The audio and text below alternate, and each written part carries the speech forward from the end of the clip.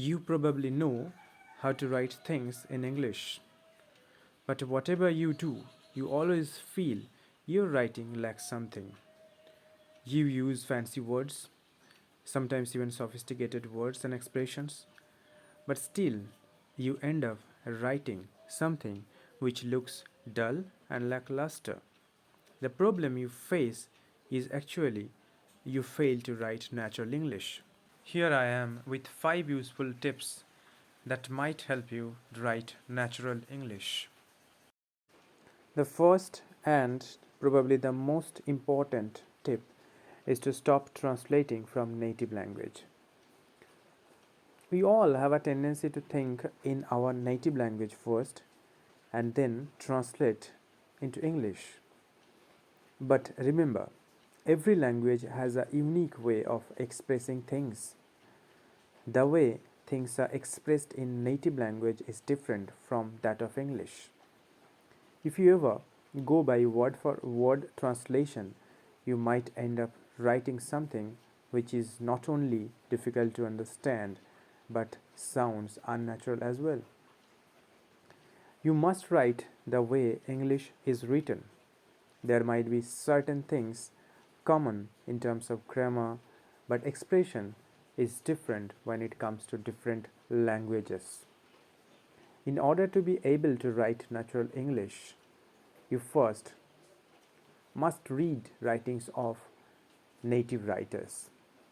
It's a natural process. You might ask how reading can help, but bear in mind that whatever you read gets registered on your mind. And even though you might not be aware of them, your subconscious mind will guide you through whenever you write something.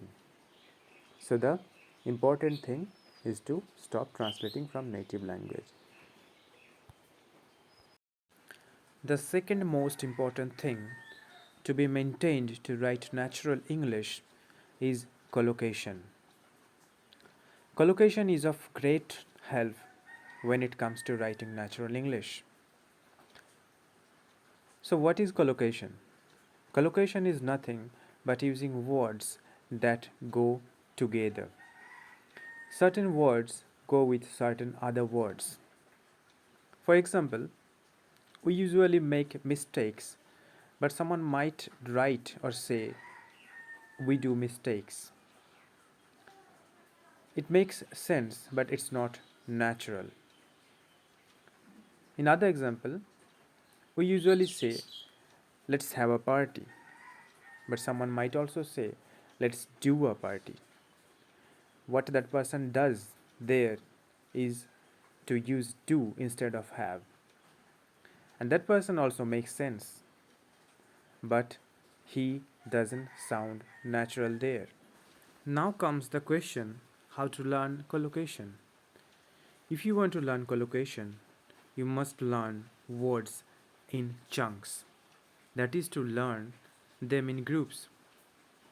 Whenever you come across new words and you feel that you want to note them down, what you need to do there is not only to learn them or note them down in single word, but you also need to find what other words go with them together. And that's how you learn words in groups or in chunks. And if you practice them on a regular basis, you will learn collocation. You will be good at collocation and you will write natural English eventually. Now we come to the third tip, which is to write simple sentences only.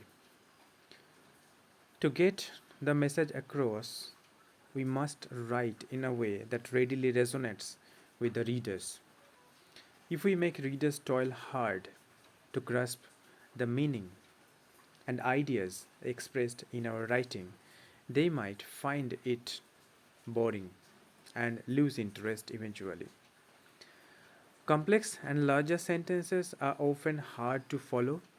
Readers often struggle to connect ideas together when things are written in complex sentences. But these also doesn't mean that we should never use them. Remember, every writing has a purpose to serve. Every writing wants to communicate something to the reader. And depending on the ideas expressed in lines or in words and letters, we use simple or complex sentences selectively. For example, when you want to express something heavy or something of importance or significance, you might feel the need to write complex sentences. But with complex sentences, chances of errors are high if you are not good at combining things together. I mean, the grammatical things and technical sides, if you are not much well conversed with them, you might face difficulties. So it is better to write simple sentences first when you are beginning to write natural English. The fourth important tip is to use active voice instead of passive voice. Active voice is always easy to understand, as who does what is clearly mentioned in sentences written in active voice, whereas passive voice always communicates ideas in a roundabout way. In active voice, it's easy to form picture of what's actually being told in a given sentence, but in passive, it's not that easy. Remember, any piece of writing is actually a communication between an author and the readers. And when ideas are told in passive, things get unclear. Active voice always makes stronger statements than passive, and that is what makes your writing look and sound natural. But that doesn't also mean that we should never use passive voice. No, we use them, but we use them sparingly. Last but not the least is to maintain variation. Variation is something that keeps writing fresh and crispy. Variation could be used in sentence construction, but there's one thing we must be cautious of. We must not use variation for the sake of variation.